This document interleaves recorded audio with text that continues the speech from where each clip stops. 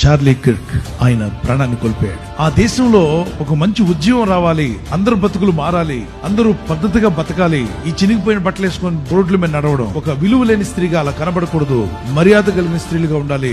అలాగే పురుషులు కూడా పద్ధతి కలిగి బతకాలి. మగాళ్ళు పెళ్లి చేసుకోవడం ఏంటి, ఆడవాళ్ళు పెళ్లి చేసుకోవడం ఏంటి, అసలు ఎక్కడుంది అది? దేవుడు పెట్టిన పద్ధతిని మార్చేశారు. మీరంతా మారాలి, మన దేశం పాడైపోతుంది. పౌరుషం కలిగినటువంటి ఒక evangelist.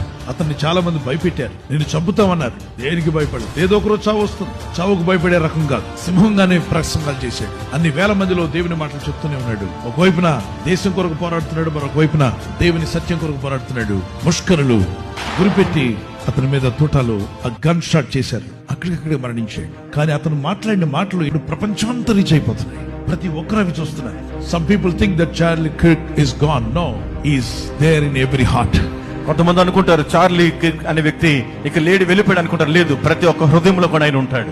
His spirit is with the Lord. ఆయన ఆత్మ ప్రభు వద్ద ఉన్నది. That's why Jesus said, don't be afraid of people. దేహమును చంపే వారికి భయపడొద్దు అన్నాడు. శరీరాన్ని మాత్రమే చేయగలరు, కానీ ఆత్మని ఏమి చేయలేరు. అలాంటి వారికి మీరు భయపడనక్కర్లా. Real life of human being starts after the death.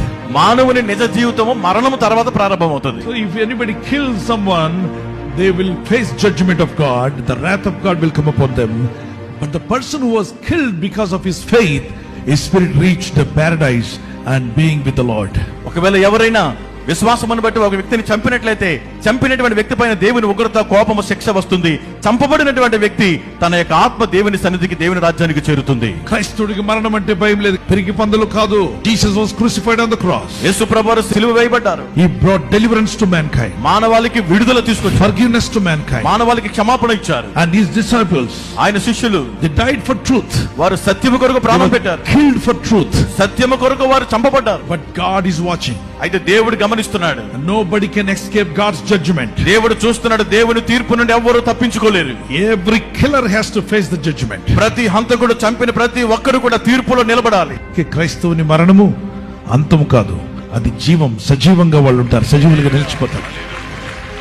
Let's pray for Charlie Kirk family. Lord God Almighty, సర్వశక్తిమంతుడైన ప్రభువా, Lord, comfort Charlie Kirk wife, his parents, his children, and everyone belongs to his family. ప్రభువా, Charlie Kirk గారి యొక్క సతీమణి గారిని, వారి బిడ్డలను, వారి తల్లిదండ్రులను, వారి కుటుంబ సభ్యులందరినీ ఆదరించి ధైర్యపరచండి. Give them strength, వారికి శక్తిని దయచేయండి. to carry forward the mission. Bless them, Lord. Provide all the needs. In Jesus' mighty name I pray. ఆ పరిచర్యను ముందుకు కొనసాగించే నీ కృపను అనుగ్రహించి వారిని ఆశీర్వదించి వారి ప్రతి అక్కర తీర్చమని యేసు నామములో ప్రార్థించి అడుగుచున్నాము తండ్రి. Amen. ఆమేన్.